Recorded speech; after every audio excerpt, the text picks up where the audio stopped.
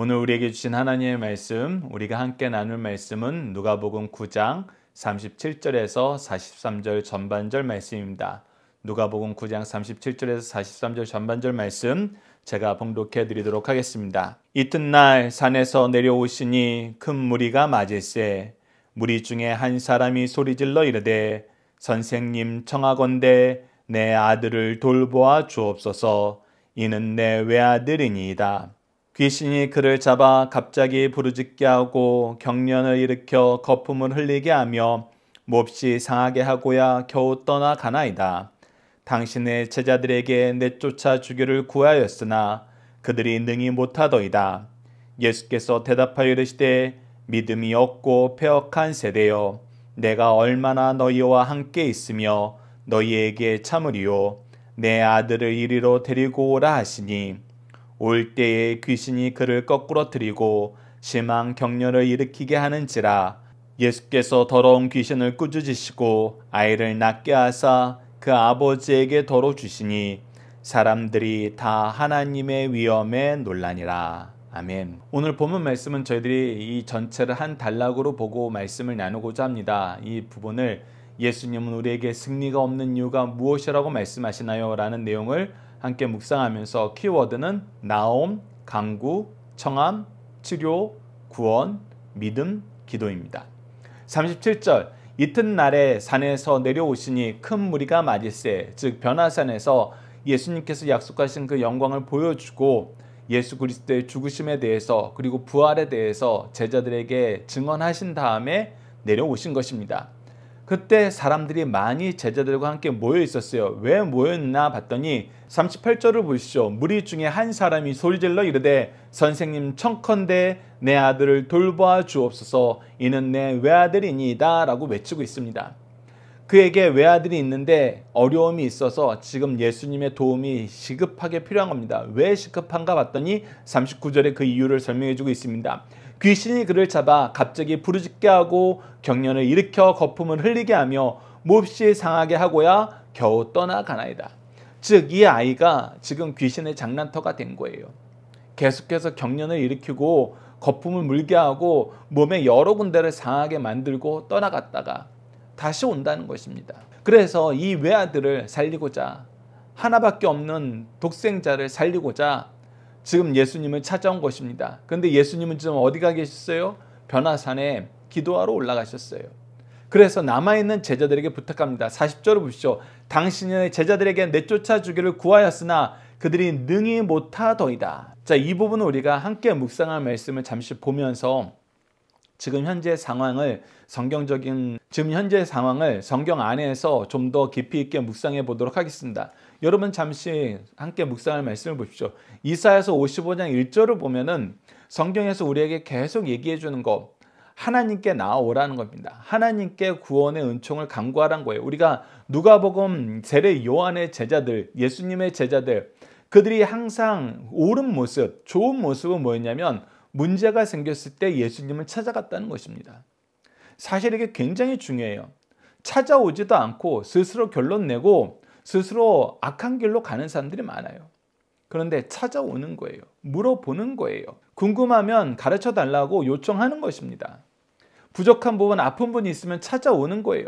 그래서 이사야서 55장 1절에도 이렇게 기록되어 있습니다. 오라 너희 목마른 자들아 물로 나오라. 돈 없는 자도 오라. 너희는 와서 사 먹되 돈 없이 값없이 와서 포도주와 젖을 사라. 그래 나오라 오라 오라 오라 오라 이렇게 계속해서 반복하고 있습니다. 그래서 우리는 문제가 생길 때마다 주님을 찾아야 됩니다. 하나님께 나아가야 됩니다. 그것이 하나님의 은혜 안에서 구원의 역사를 맛보는 길입니다. 계속해서 누가복음 7장 12절을 보시죠. 예수님께서는 항상 나오는 사람들, 연약한 사람들을 향한 어떤 마음을 가지고 계시냐? 긍휼한 마음을 가지고 계신다는 것입니다. 그의 긍휼하심을 힘입어 우리가 나아갈 수 있는 것입니다. 누가복음 7장에서도 성문에 가까이 이르실 때 사람들이 한 죽은 자를 메고 나오니 이 한 죽은 자가 누구였는가? 이 청년이 누구였는가? 봤더니 한 어머니의 독자요 그의 어머니는 과부라. 즉 유일한 소망이는 자기 아들이 지금 세상을 떠나는데 그 어머니는 남편도 없어요. 앞으로 아이를 가질 희망도 없어요.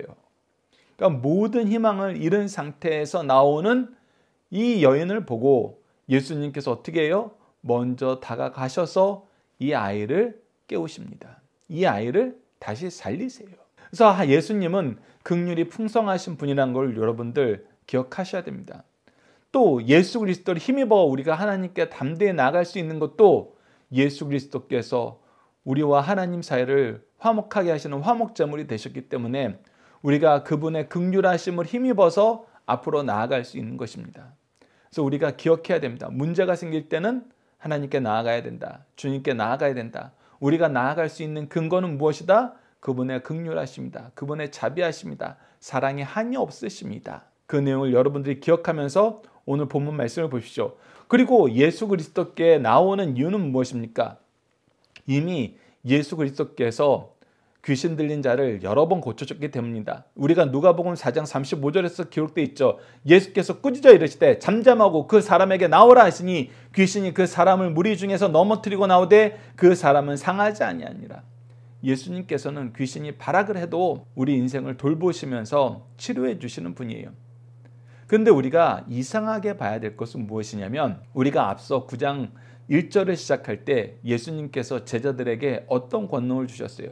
9장 1절을 다시 한번 봅시다. 예수께서 12제자를 불러 모사 모든 귀신을 제어할 병을 고치는 능력과 권위를 주시고, 그리고 우리가 후에 예수 그리스도의 제자들이 파송받았던 사람들이 와서 무엇하는 것을 봤어요. 그들이 보고하는 걸 봤어요. 그 보고의 내용을 우리가 평행 말씀에서 보면은 그들이 실제로 예수 그리스도의 복음을 전하고 귀신을 무찌르는 일을 보고하면서 기뻐해요.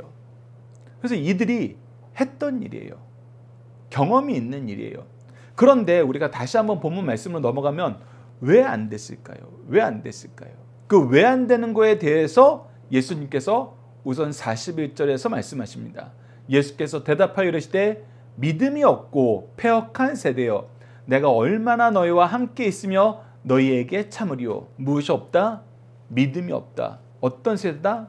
패역한 세대다. 여러분 이게 무슨 차이가 있을까요? 한 9장 안에 이 두 사건이 다 기록이 돼 있어요. 예수님이 제자들에게 능력과 권위를 주사 귀신을 쫓아내는 일을 할 수 있었는데 왜 지금 할 수 없게 되었고, 이 할 수 없게 된 이유에 대해서 얘기할 때 믿음이 없고 패역한 세대라고 지적하십니까? 여러분 그러면 여기서 무엇을 믿는 것이고 무엇을 행하는 게 패역한 것인지 알아야 됩니다. 우리가 무엇을 믿습니까? 누구를 믿어요? 우리의 믿음의 대상은 삼위일체 하나님입니다. 삼위일체 하나님의 구속사를 믿는 거예요.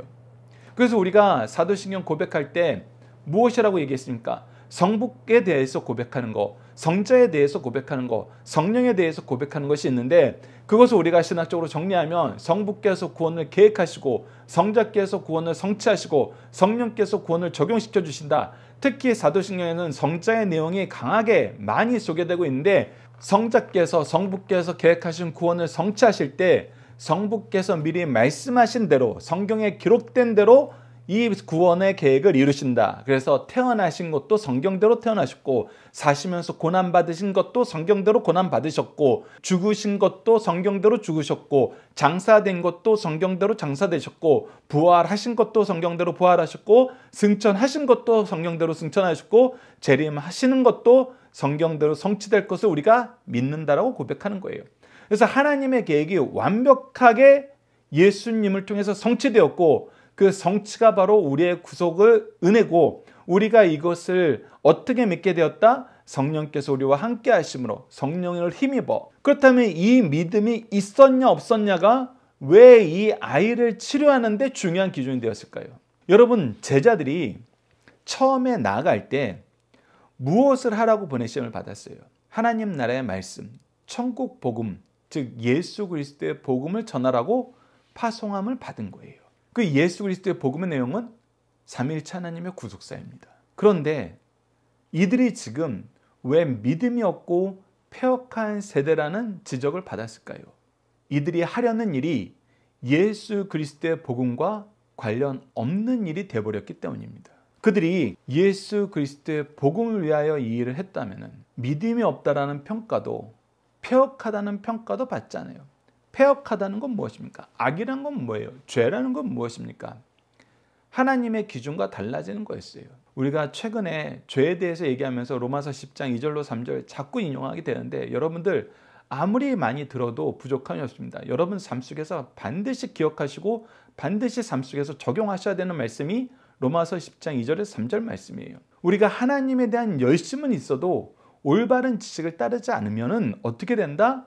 하나님의 의는 모르고 나의 의를 위해서 힘써 하나님의 의를 거역하는 삶을 살게 된다. 패역하다는 건 뭐냐면 하나님을 아는 지식이 없어서 하나님의 의를 몰라서 하나님의 일을 한다고 하면서도 자기의 의를 이루는 삶을 사는 거예요. 즉, 이 41절 말씀에서 믿음이 없고 패역한 세대여라고 예수님께서 말씀하신 이유는 예수 그리스도의 복음, 하나님의 구속사적인 관점에서 그들이 기도하지 않았고 패역하다라고 지칭되었던 이유는 하나님의 의가 아니라 자기의 의를 위해서 했다는 거예요. 여러분, 그래서 우리가 어제 수요예배 말씀 안에서도 은혜를 받았을 때 항상 무엇을 주의해야 된다? 내가 말씀 안에서 이 은혜를 주신 의미를 찾는 것이 중요하다. 제자들이 예수 그리스도의 능력과 권위를 받았고 그 일을 행사했었을 때 거기에 도취되거나 취하지 말고 그것을 개인의 경공과 권위로 생각하지 말고 나에게 이 능력을 주신, 이 경험을 주신 이 예수 그리스도를 만나서 그분의 제자가 되게 하신 이유가 무엇일까라는 걸 생각해 봤어야 된다는 거예요. 그런데 어떻게 했다는 거예요? 구속사에 대한 믿음 없이 하나님의 의를 따르는 것 없이 자기 자랑을 위해서 자기 경건을 증명하기 위해서 이 일을 했기 때문에 우리가 믿음이 없고 패역한 세대라는 평가를 받을 수밖에 없다는 것입니다. 그러면서 예수님이 뭐라고 합니까? 내가 얼마나 너희와 함께 있으며 너희에게 참으리요. 이미 했던 건데 왜 안 됐는지, 왜 밤새도록 수고해도 안 됐는지, 내가 너희들의 가르치는 그 내용, 너희들이 어떻게 그 일을 했었는지 나의 가르침으로 다시 묵상하고 너희들의 잘못을 회개하고 올바른 방법으로 나아갔어야 하는데 왜 그러지 못했니? 내가 얼마나 이 내용을 반복해서 가르쳐야 되겠니? 특히 변화산 사건 바로 직전에 뭐가 있었어요?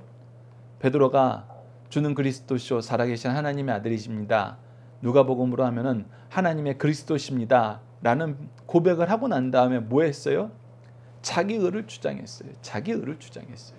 예수님의 대속의 십자가와 부활을 얘기하는데 하나님의 구속사를 얘기하는데 전혀 씨알도 먹히지 않는 거예요. 그래서 어떻게 했어요? 혼났어요. 크게 혼났어요. 예수님의 말씀을 근거로, 예수님의 가르침을 근거로 자기 자신을 돌아봐야 됐어요. 말씀으로 자기의 기준이 올바른 것인지, 자기가 어디가 틀린 것인지 깨달아야 됐어요.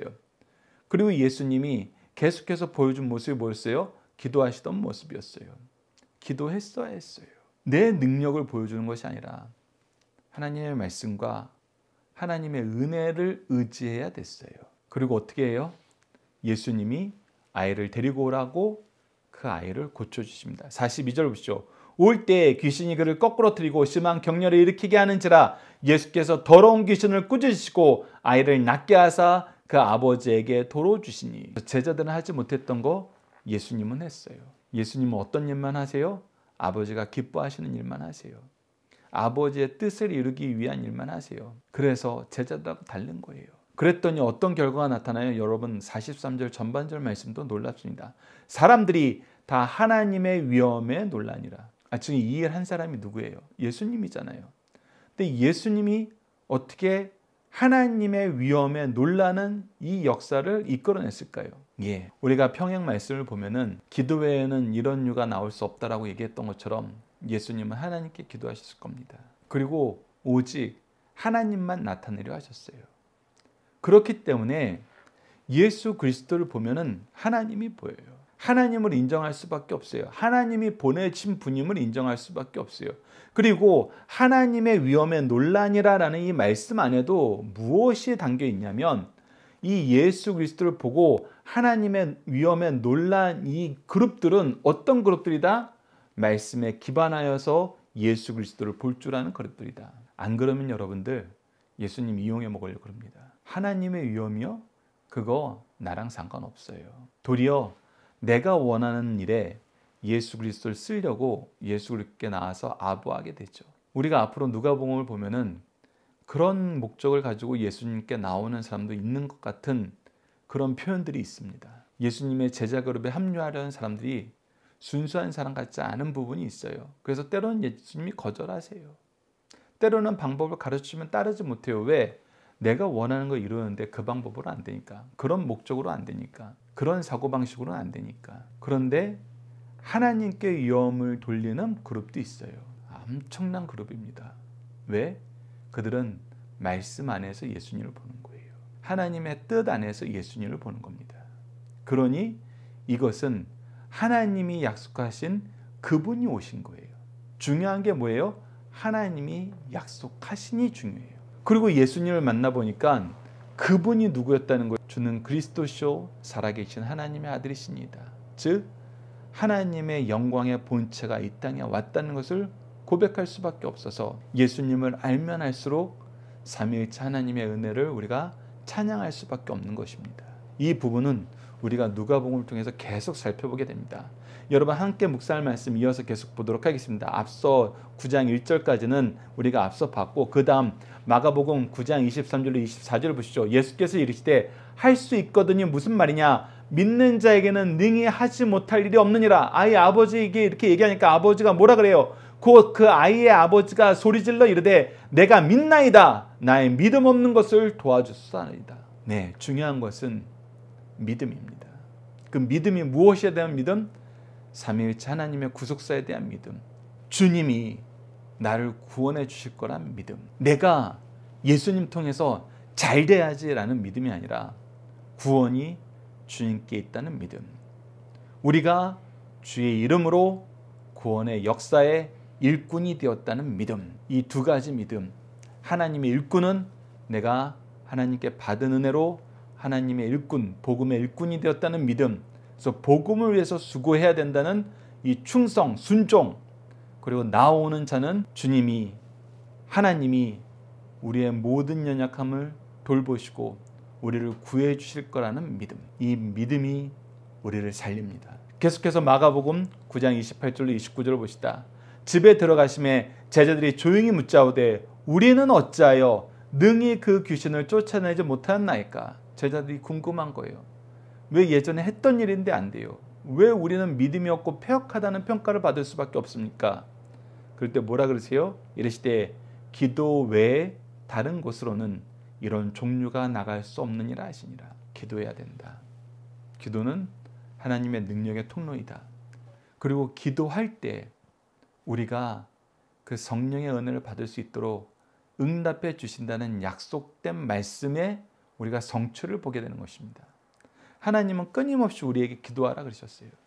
우리가 다니엘이 우리말로 하면 광복에 대한 기쁨 말씀을 확인하고도 회개의 기도가 먼저 되었던 이유는 하나님의 말씀에 근거하여서였어요. 우리가 기도해야 되는 이유도 하나님 말씀에 근거하여서 기도할 때 응답하여 주시겠다고 약속하셨기 때문에 우리가 기도하는 거예요. 그래서 기도 외에 방법이 없다는 것은 성경적인 가르침을 너희들이 보고 배우고 따르란 거예요. 기도하란 겁니다. 우리가 중심 사상을 하나씩 확인해 보도록 하겠습니다. 자녀에게 문제가 생겼을 때 부모의 입장에서 어떻게 처신해야 하는가? 자녀는 하나님께서 주신 기업이요 상급이며 부모의 즐거움이요 노년의 의지와 위로가 됩니다. 이런 자녀가 질병에 짓누리고 귀신에 끌려다니고 있다면 죽기만 기다리고 포기할 것입니까? 그렇지 않습니다. 주님께 나아가 부르짖어야 합니다. 자신의 영혼이 하나님께 버림받도록 내버려둘 권리가 우리에게는 없다는 사실을 가르쳐줍니다. 두 번째, 인간에게는 할 수 있는 일과 할 수 없는 일이 있지만 예수님께는 모든 것이 가능합니다. 전능하신 주님께서 불쌍한 부자에게 긍휼을 베푸사 그들의 간청을 들어주셨습니다. 오늘 사는 성도들도 어떠한 일이든지 믿음으로 주님께 가지고 나가면 주님께서 반드시 긍휼히 여겨주신다는 사실을 증명해 주시는 말씀입니다.